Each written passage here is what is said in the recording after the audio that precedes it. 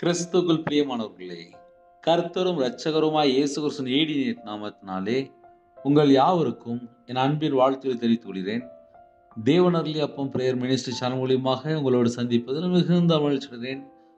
தினம்தோறும் புதிய நாளுக்காக ஒரு வாக்குத்தத்தங்களை தேவனுடைய நாம மகிமைக்கு என்று நாம் தியானித்து புதிய நாளுக்காக நாம் ஜெபிக்கிறோம். 2 கொரிந்தியர் 13ஆம் அதிகாரம் 11ஆம் வசனத்திலே கடைசியாக, சகோதரரே சந்தோஷமாயிருங்கள், நற்சீர் பொருந்துங்கள், ஆறுதல் அடையுங்கள், ஏக சிந்தையாயிருங்கள், சமாதானமாயிருங்கள். அப்பொழுது அன்புக்கும் சமாதானத்துக்கும் காரணராகிய தேவன் உங்களோடே இருப்பார். ஹல்லேலூயா. கிறிஸ்துவுக்குள் பிரியமானவர்களே, ஒரு குடும்பத்தை தேவன் ஆசீர்வதிக்க வேண்டும் என்றால் அதுக்கு ஒரு சில வழிமுறைகள் இருக்கிறது. இப்ப என்னுடைய வாழ்க்கையில இத்தனை வருஷம் வாழ்க்கையில நான் கண்டுபிடிச்ச என்ன தெரியுமா? ஒரு மனம் இருக்கணும் கணவன் மனைவிக்குள்ளே. ஒரு குடும்பம் அப்படின்னா உண்மை இருக்கணும். வீட்டுக்குள்ள இயேசு கிறிஸ்து வருகிறதுக்கு என்னோட வாழ்க்கையில என்னென்ன மிஸ்டேக் இருக்கோ அது எல்லாம் அவருடைய சமூகத்தில் அர்ப்பணித்து, அப்பா இந்த காரியத்துல நான் குறையா இருக்கேன்ப்பா, என்னை மன்னிப்பீங்களா அப்படின்னு சொல்லி அவருடைய சமூகத்தில் அர்ப்பணித்து தாழ்த்தி ஜெபிக்கிறோம். என்ற சில குடும்பத்துல ஜெபிக்க வரும்போது சொல்லுவாங்க, பிரதர் ஸ்தோத்திரம் பிரதர், நல்லா இருக்கிறீங்களா அப்படிம்பாங்க. நல்லா இருக்கிறோம்மா அப்படிம்பாங்க. அப்போ அவங்களுடைய பேசும்போது சில வார்த்தைகள் என்னன்னு சொல்லி பார்க்கும்போது, எனக்கு ஜெபிக்க தெரியாது, ஆனால் உங்களுடைய வீடியோ கேட்க ஆரம்பிச்சதுக்கு அப்புறம் எப்படி ஜெபிக்கணும் என்பதை கற்றுக்கொண்டேன் அப்படிம்பாங்க. ஆனா எனக்கு தான் தெரியும் எனக்கு ஜெபிக்க தெரியாது அப்படின்ட்டு. ஏன்னா என்னுடைய வாழ்க்கையில நான் ஒரு வியாபாரி. கடல்ல கஷ்டப்பட்டு பல பிரச்சனைகள் இருக்கும்போது கர்த்தரை நோக்கி தேட ஆரம்பிச்சேன். எனக்கும் எப்படி ஜெபிக்கணும்னு சொல்லி தெரியாது. ஆனா வசனத்தை வாசிக்கும் போது அந்த வசனத்திலே ஆவியானவர் பேசுவார். நீ இப்படித்தானே வாழ்ந்துட்டு இருக்க அப்படின்னு. ஆமாப்பா, நான் இப்படித்தான்ப்பா வாழ்ந்துட்டு இருக்கேன். அப்ப என்கிட்ட இவ்வளவு குறை இருக்க, நீ மன்னிச்சிருங்கப்பா அப்படின்னு சொல்லி தேவனுடைய சமூகத்தில் அர்ப்பணிப்பேன். சில நேரத்துல சர்ச்சில் இருக்கும்போது பரிசுத்தவான்கள் பேசும்போது அந்த வார்த்தையை கேட்கும்போது, ஆமா என் கூட தேவன் பேசுறாரு அப்படின்னு சொல்லி சந்தோஷமா ஏற்றுக்கொள்வேன். இன்று எத்தனையோ தேசத்துக்குள்ள இணைந்திருக்கிறீங்க.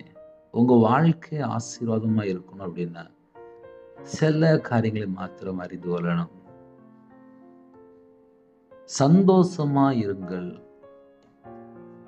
இப்போ ஒரு குடும்பத்துல பிரச்சனை எங்க ஆரம்பிக்கு? சந்தோஷமே இல்லை.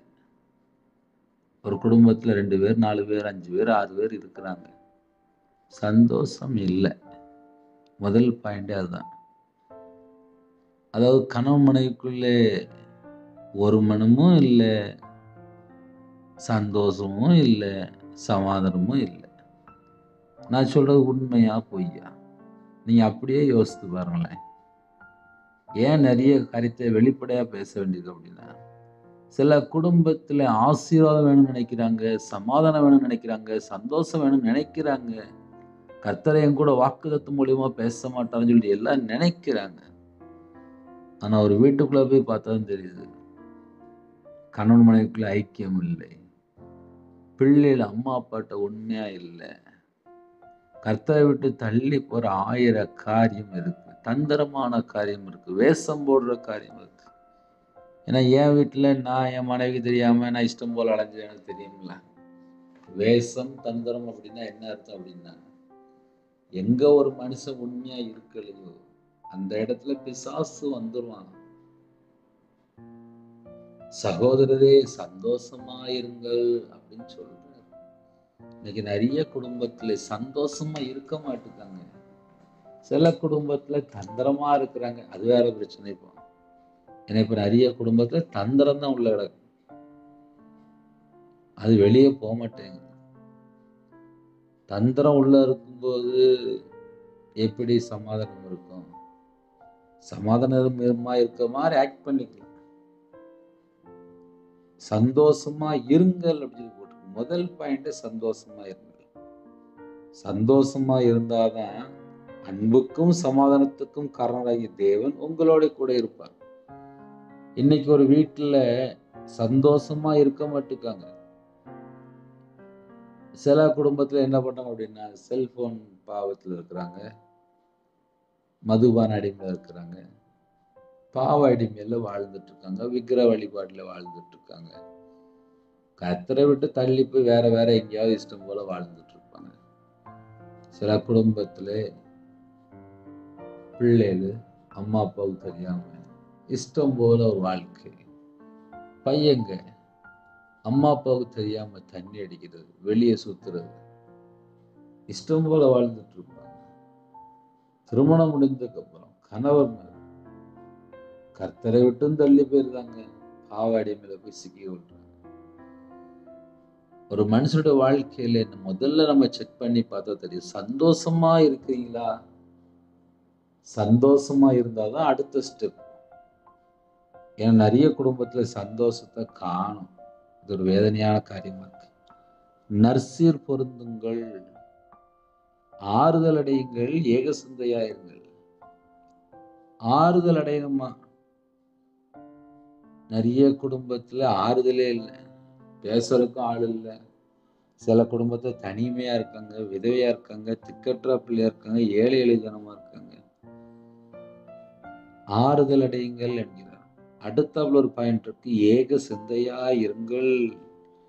ஏக சிந்தை அப்படின்னா ஒரே சிந்தையா இருக்கணும். ஒரு வீடு அப்படின்னா ஒரே சிந்தையா இருக்கணும். எக்ஸாம்பிளுக்கு நான் சொல்றேனே, அம்மா வந்து தமிழ் பேசுறாங்க, அப்பா வந்து தெலுங்கு பேசுறாருன்னு வச்சுக்கோங்களேன். பிள்ளைகள் பார்த்தா சைனீஸ் லாங்குவேஜ் பேசுது, இன்னொரு பையன் பார்த்தா பிரெஞ்சு லாங்குவேஜ் பேசுறான். அந்த வீட்டில் 4 பேர் உட்காந்துக்கும்போது 4 லாங்குவேஜ் பேசுவாங்க. ஆனா வீட்டில் உள்ள தாய்மொழி பார்த்தா இருக்காது. அவங்க பேசி சிரிக்கணும் அப்படின்னா ஒரே மொழியா இருக்கணும், ஒரு குடும்பமா இருக்கணும். அம்மா அப்பா பிள்ளைகள் ஒரே வார்த்தையில குடும்பத்துக்குள்ளே ஒரே மொழியில பேசி சிரிச்சிட்டு இருப்பாங்க. இன்னொரு பக்கம் ஏக சிந்தை அப்படின்னா எனக்கும் தேவனுக்கும் உள்ள ஐக்கியம் எப்படி இருக்கு? ஒரு குடும்பம் அப்படின்னா கர்த்தராகிய இயேசு கிறிஸ்து ராஜாவை அறிந்து கொண்ட பின்பாக அவனோட வாழ்க்கை எப்படி இருக்கு? அது ஒரு முக்கியமான பாயிண்ட் இருக்குல்ல.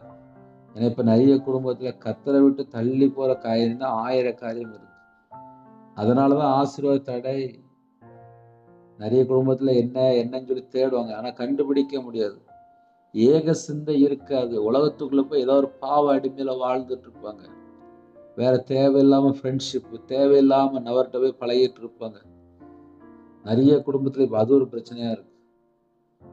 அம்மா அப்பா வார்த்தைக்கும் கீழ்ப்படிய மாட்டாங்க, கையில பைபிள் எடுத்தும் வாசிக்க மாட்டாங்க, தேவையில்லாம ஃப்ரெண்ட்ஷிப், தேவையில்லாத நபரோடு பழகிட்டு இருப்பாங்க.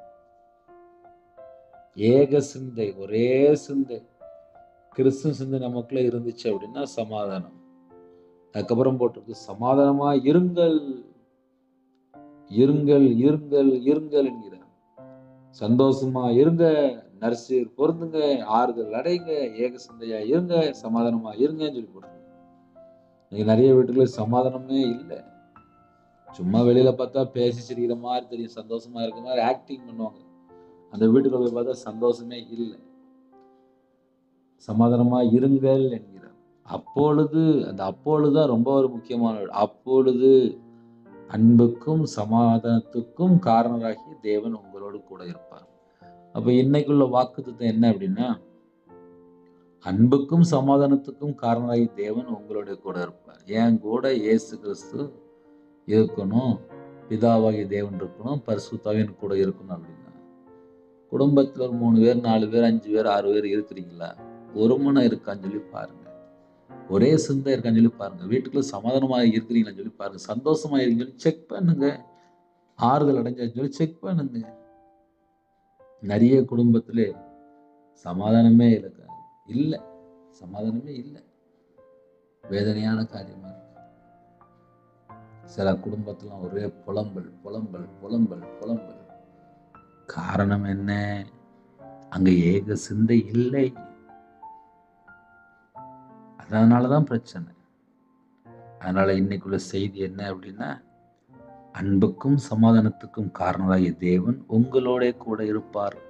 ஹல்லேலூயா. கண்களை மூடி புதிய நாளுக்காக நான் ஜெபிப்பேன். அன்பின் கர்த்தாவே, உண்மை நன்றியோடு துதிக்கிறோம், சொல்கிறோம்ப்பா. எங்களோட நீங்கள் பேசுனீங்கப்பா. நாங்கள் எப்படி வாழணும், என்ன செய்யணும். அன்புக்கும் சமாதானத்துக்கும் காரணராகிய தேவன் உங்களோட கூட இருப்பார் என்று எழுதப்பட்டிருக்கு. எங்கள் கூட நீங்கள் இருங்க. உங்களுடைய கரத்தில் அர்ப்பணிக்கிறோம். இந்த நாளை எங்களுக்கு ஆசீர்வதித்தாங்க. உமக்கு பிரியமானபடி வாழ அர்ப்பணிக்கிறோம். தேவ சித்தம் செய்ய அர்ப்பணிக்கிறோம். தேவனுக்கு பிரியமானபடி வாழ அர்ப்பணிக்கிறோம். தேவனுடைய கற்பனைகளை கைக்குள்ள அர்ப்பணிக்கிறோம். இந்த நாளிலும் எல்லா தடையெல்லாம் நீக்கி ஆசுறீங்க. அப்பத்தின் தண்ணீர் ஆசுறீங்க. கையின் கீழில் ஆசுறீங்க. சிரசின் மேல் ஆசீர்வாதத்தை வைங்க. குறைகள் குற்றங்களை மன்னிங்க. பரிசுத்தப்படுத்தி ஆசுறீங்க. உங்களுடைய கிருபையால் நிரப்பி ஆசுறீங்க. உங்களுடைய வல்லமையால் நிரப்புங்க. உங்களுடைய பிரசன்னத்தால் போடுங்க. ஜெப விஷயத்தை தாங்க, தியானிக்கிற விஷயம் தாங்க, துதிக்கிற விஷயம் தாங்க. எல்லா குறைகள் குற்றங்கள் எல்லாவற்றையும் கர்த்தர் மன்னிங்க. இந்த நாளைகளுக்கு ஆசீர்வதித்தாங்க. உமக்கு பிரியமானபடி வாழ எங்களுடைய ஆவி, ஆத்துமா, சரீரம், சிந்தனை எல்லாவற்றும் அர்ப்பணிக்கிறோம். உங்களோட ரத்த கொட்டைகள் வேலடைத்து மூடி மறைத்து கர்த்தர் பாதுகாங்க. கிருபையின் வரலாறு நிரப்புங்க. ஞான வரலாறு நிரப்புங்க. தீர்க்க தரிசன வரலாறு நிரப்புங்க. எல்லா குடும்பத்தையும் கர்த்தர் பொறுப்படுத்துங்க. கர்த்தருடைய கரத்தில் அர்ப்பணிக்கிறோம். எல்லா குறைகள் குற்றம் எல்லாவற்றையும் மன்னித்து எங்களை பரிசுத்தப்படுத்தி 1000 தலைமுறைக்கு ஆசீர்வதிங்க. இயேசு கிறிஸ்துவின் பிதாவே, ஆமென். தேவனுக்கு மகிமை உண்டாதாக. கர்த்தர் தாமே உங்களை உங்கள் குடும்பத்தின் சகல காரியத்தையும் சம்பூர்ணமாக திருப்தியாக கர்த்தர் கொடுத்து ஆசீர்வதிப்பாராக. ஆமென். கர்த்தராகிய இயேசு கிறிஸ்துவின் கிருபையும் பிதாவாகிய அன்பும் பரிசுத்தவனுடைய ஐக்கியமும் எப்பொழுதும் சதா காலம் நம்மளோடு கொடுப்பதாக. ஆமென். கிறிஸ்துவுக்கு பிரியமானவர்களே, என்னுடைய ஊழியக்காரத்துடன் ஜெபித்து வருங்கள். கர்த்தர் குடும்பத்தை ஆசீர்வதிப்பார். எல்லா தடையெல்லாம் நீக்கி ஆசீர்வதிப்பார். God bless you. Thanks for watching. Please subscribe our channel. Click the like and share. Click the bell. God bless you.